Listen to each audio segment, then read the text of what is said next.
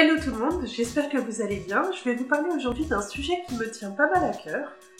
Même si concrètement, petit disclaimer avant le début de la vidéo, on va parler d'écologie, mais je suis absolument pas une spécialiste de l'écologie, loin de là. Je m'y connais dans la mesure du sens commun, on va dire. C'est-à-dire que je m'y connais pas moins que d'autres et pas plus que d'autres, peut-être un poil plus parce que c'est quelque chose qui m'intéresse de base.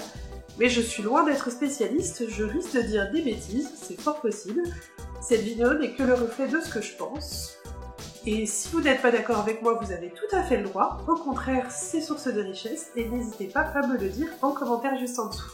Alors aujourd'hui, je vais pas vous parler d'écologie au sens général du terme, mais je vais rester un petit peu dans ma thématique de base, parce que, à force de voir une espèce de surconsommation dans la décoration et l'aménagement d'intérieur, j'ai éprouvé une espèce de lassitude et de colère vis-à-vis de ça, car finalement je trouve que ça rime un peu à rien, et du coup j'ai un petit peu réfléchi à quel était l'impact réel de la décoration d'intérieur telle qu'on la conçoit aujourd'hui sur notre environnement. Alors bien sûr déjà de base, il y a un impact sur l'environnement global, qui est lié bien sûr à la surconsommation, au fait de racheter des choses de moins bonne qualité et du coup de créer des déchets.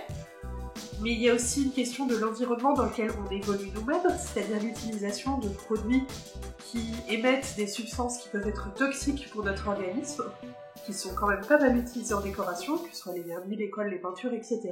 Mais histoire de pas finir sur une note négative, j'ai décidé à la fin de la vidéo de vous proposer quelques solutions, quelques astuces qui peuvent vous permettre d'avoir une décoration sympa quand même, parce que le but c'est pas de vivre dans un truc totalement déprimant mais écologique, le but c'est quand même d'avoir quelque chose de sympa, mais qui soit aussi plus responsable au niveau environnemental. Donc comme je vous disais, je vais d'abord parler de l'impact de la décoration et de l'aménagement sur l'environnement.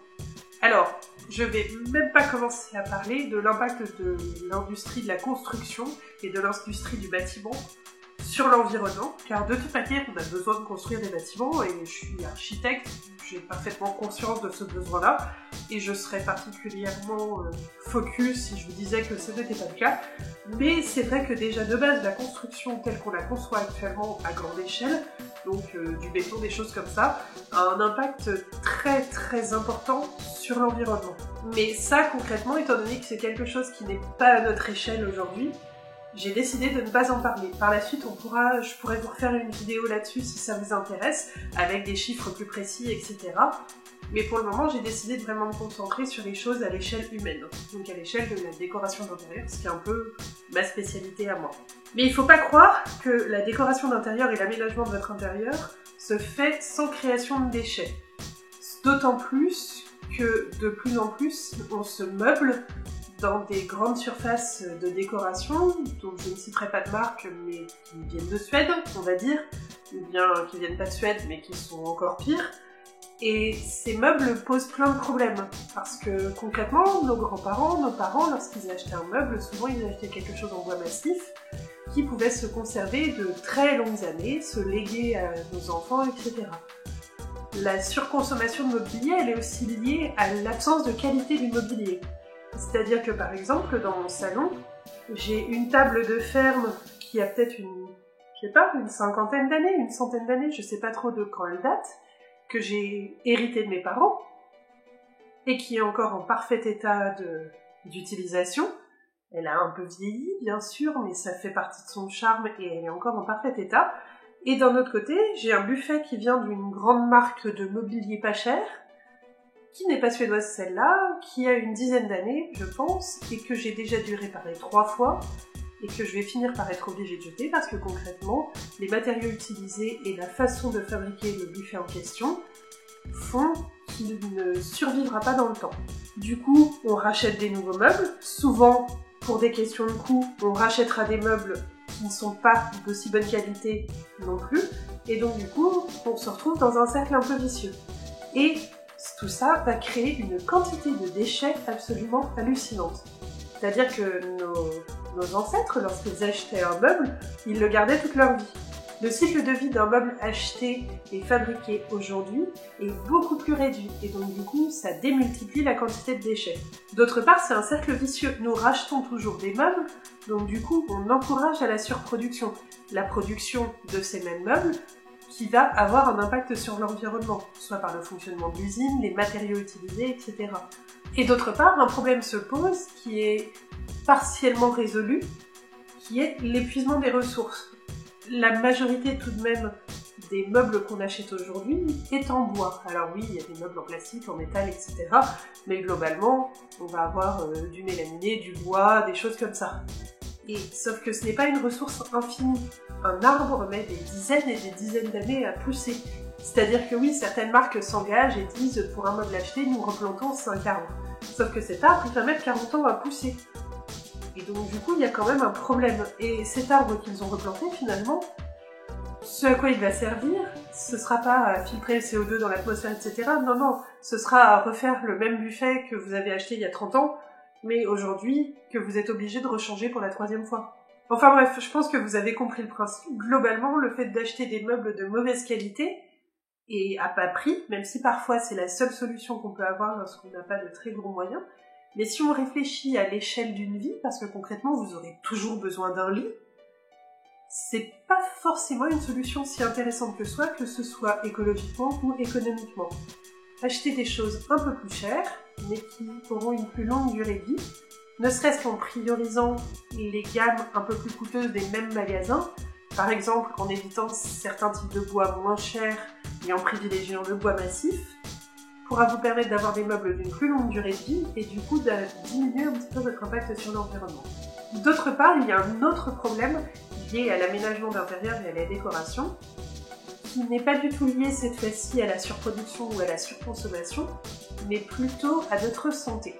C'est-à-dire qu'on va souvent utiliser des produits pour peindre ses murs, pour vernir ses meubles, d'autant plus lorsqu'on va faire du do-it-yourself. Et ces produits vont avoir un impact sur la qualité de l'air que l'on va respirer dans notre appartement. L'autre point qui est important et qui est pour le coup moins connu je pense, c'est certains matériaux qui sont utilisés pour faire les meubles à bas prix dont je vous parlais récemment. La plupart des meubles de vraiment premier prix qu'on peut trouver sont souvent réalisés non pas en panneaux de bois massif, mais dans ce qu'on appelle de l'aggloméré. L'aggloméré, qu'est-ce que c'est ? L'aggloméré, en fait, c'est de la sciure de bois qui est agglomérée entre elles, donc collée entre elles, avec une colle. Une colle qui est une espèce de résine, pas du tout naturelle, souvent issue de la pétrochimie. Pour donner un effet bois ou un effet blanc à tout ça, on va coller un plaquage par-dessus, plaquage qui est souvent du papier qui est là aussi collé puis verni. Donc du coup, ce qu'on nous vend comme un panneau de bois, c'est en réalité de la sciure avec de la colle et du papier par-dessus. On s'étonne pas trop que ce soit pas très durable, d'une part, et d'autre part, le liant qui est utilisé pour relier entre elles toutes les particules de bois est une saleté à respirer, vraiment, c'est un truc qui est vraiment toxique. Et c'est ce dans quoi on fait du mobilier, dans l'endroit où on va vivre. Je pense que vous commencez à saisir le problème. On n'a pas vraiment de certitude sur l'impact sur la qualité de l'air que l'on respire dans notre appartement, sachant qu'en plus, en hiver, on a les chauffages, les ventilations qui ne marchent pas toujours parfaitement bien, ce genre de choses. Et on ne sait pas trop si c'est très très bon de les respirer. Dans le doute, j'aurais tendance personnellement à éviter d'en acheter trop. Du coup, on peut se dire que c'est un peu inquiétant tout ça et on peut se demander comment est-ce que je peux faire pour avoir un intérieur qui me plaît quand même, mais qui soit au moins un peu moins pire, car on n'aura jamais un impact nul lorsqu'on fait de la décoration. On utilisera toujours des nouveaux produits, que ce soit pour rénover un meuble ou bien pour racheter un, mais on peut quand même trouver des solutions pour diminuer à la fois l'impact sur l'environnement global et sur notre santé. Ces solutions, qu'est-ce qu'elles sont ? Si vous voulez à tout prix faire un achat neuf, ce qui peut être un choix ou une nécessité si vous avez besoin de quelque chose de très précis, ou bien par exemple si vous refaites une cuisine. Il y a des choses à privilégier. D'une part, essayez de privilégier des matériaux et des finitions qui seront plus durables dans le temps. Quitte à les payer un petit peu plus cher, au final je pense que sur le long terme, sachant que du mobilier c'est quelque chose qu'on peut potentiellement garder plusieurs décennies, cela peut être rentable. Donc du coup, essayez de choisir des choses qui vont être un petit peu intemporelles, dont vous ne vous lasserez pas, et des choses qui seront de bonne qualité. D'autre part, vous pouvez privilégier aussi des matériaux qui seront plus naturels ou moins travaillés que les panneaux d'agglomérés ou le mélaminé. Vous pouvez choisir des meubles en bois massif ou bien en aluminium. Enfin bref, des choses qui sont moins travaillées, qui sont plus dans leur état naturel. Et qui, bizarrement, seront aussi les choses qui seront les plus durables. Donc finalement, effectivement ça va coûter plus cher à l'achat, mais je pense qu'économiquement on s'y retrouve, et au niveau écologique on s'y retrouve aussi, car vu qu'on change moins souvent, on crée moins de déchets. Enfin d'autre part, si vous en avez la possibilité financière, je vous dirais toujours de privilégier l'artisanat. C'est-à-dire qu'il y a encore des gens qui fabriquent des meubles de manière artisanale et qui vont du coup, vu qu'ils travaillent à plus petite échelle, émettre moins de particules néfastes, de gaz, de choses comme ça, je ne vais pas rentrer dans les détails, dans notre environnement. Et en plus, au niveau économique, vous faire travailler l'artisanat local, c'est toujours sympa aussi. La solution que personnellement je privilégierais et que je trouve vraiment intéressante, c'est la récupération et l'achat d'occasion au niveau mobilier et au niveau décoration aussi. Pourquoi est-ce que c'est une solution que j'aime beaucoup? Tout simplement parce qu'elle va être intéressante sous plusieurs aspects. D'une part, au niveau production, on ne sera pas intégré à une chaîne de production du neuf. Ce qui veut dire que l'on ne va pas créer des déchets par la production industrielle, on ne va pas créer de déchets par l'emballage d'un produit neuf, on ne va pas avoir de meubles neufs qui va venir de l'autre bout du monde pour venir chez nous. Du coup, cela fait plein de déchets déjà en moins et plein de pollution en moins. D'autre part, le meuble qu'on va acheter, au final, c'était un futur déchet. Et donc du coup, on va éviter de créer ce nouveau déchet finalement. On va récupérer un meuble dont quelqu'un ne voulait plus, cela donne une seconde vie à l'objet. Et troisième point, ce qui est peut-être bien plus intéressant au niveau déco finalement, c'est que les meubles qu'on va acheter, finalement, c'est des meubles anciens, ou plus anciens, et qui seront donc moins vus, moins revus que certains meubles de distribution dont on connaît tous le nom. Et potentiellement, ce sera des meubles qui auraient été fabriqués selon des méthodes plus anciennes, par des artisans et qui donc seront uniques. Cela permet d'avoir vraiment une décoration qui est à notre image et qui est unique. En plus, mine de rien, un meuble d'occasion ancien sera souvent plus solide qu'un meuble acheté neuf. On risque de le garder plus longtemps, donc c'est un achat qui d'une part va coûter moins cher et en plus va avoir une durée de vie plus longue même chez nous. Quelques idées pour pouvoir trouver des meubles d'occasion ou bien pour pouvoir récupérer des meubles. Alors d'une part, faites appel à votre entourage. Vous pouvez voir si vos voisins se débarrassent de meubles, les récupérer. N'hésitez pas, lorsque c'est le jour des encombrants dans votre ville, à faire un tour pour essayer de voir s'il n'y a pas des choses qui vous intéressent. Vous pouvez aussi voir avec votre famille. Souvent les meubles peuvent tourner d'une famille à l'autre. Je vous prends l'exemple par exemple de ma table, elle était donc chez mes parents, ensuite elle a passé du temps chez ma tante lorsque mes parents ont déménagé, et ensuite je l'ai récupérée moi.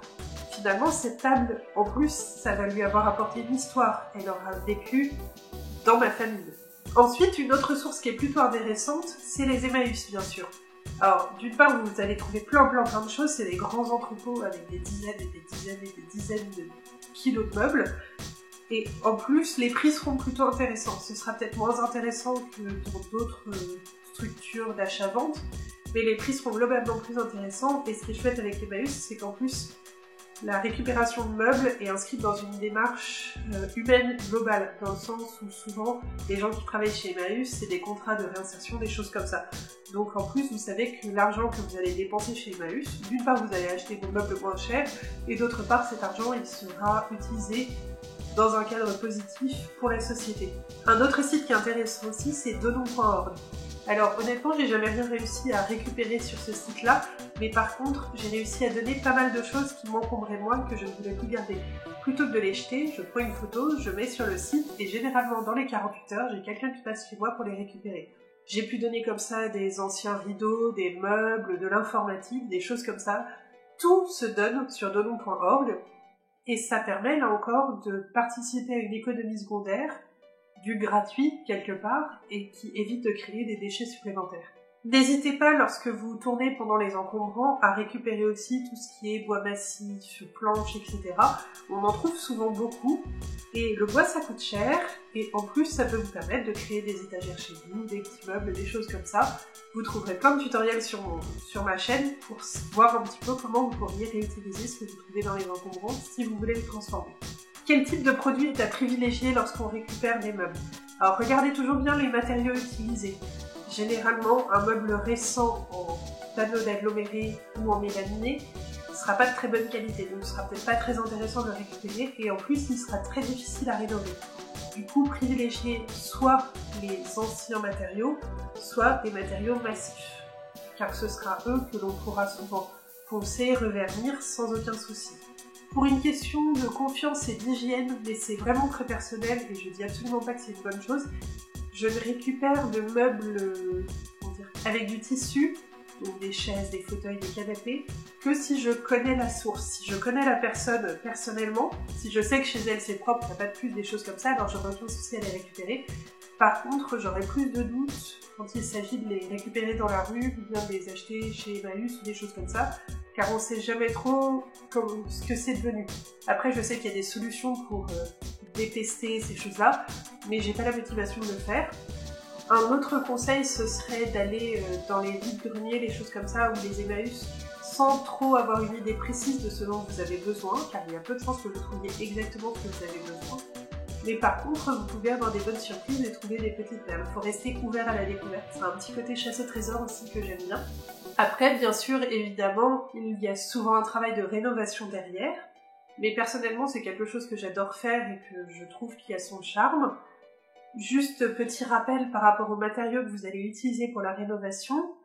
Alors, lorsque vous avez du bois à acheter, faites bien attention à la provenance du bois. Car regardez souvent sur les planches ou sur les étiquettes, il y a indiqué forêt durable, des choses comme ça. Privilégiez ce genre d'appellation au bois vraiment premier prix, car du coup forêt durable ça veut dire que le fabricant replante des arbres et qu'en plus il n'utilise qu'un certain pourcentage des arbres qui sont plantés. Et du coup la source de matériaux, donc la forêt, se renouvelle de manière raisonnable. Pour tout ce qui est peinture, vernis, colle, etc., aujourd'hui c'est beaucoup plus simple de se repérer là-dedans, car il y a des petites étiquettes sur tous les produits qui indiquent le degré de pollution, donc ça fonctionne totalement comme l'électroménager, B-, B+, A-, A+. Privilégiez toujours les A+, si vous le pouvez financièrement, et faites bien attention si c'est des meubles qui vont être utilisés en cuisine, à utiliser un vernis adapté à l'usage cuisine, donc un vernis qui soit food safe. Donc voilà, c'est un peu la solution que j'avais envie de vous vendre aujourd'hui finalement en vous parlant de cet impact écologique.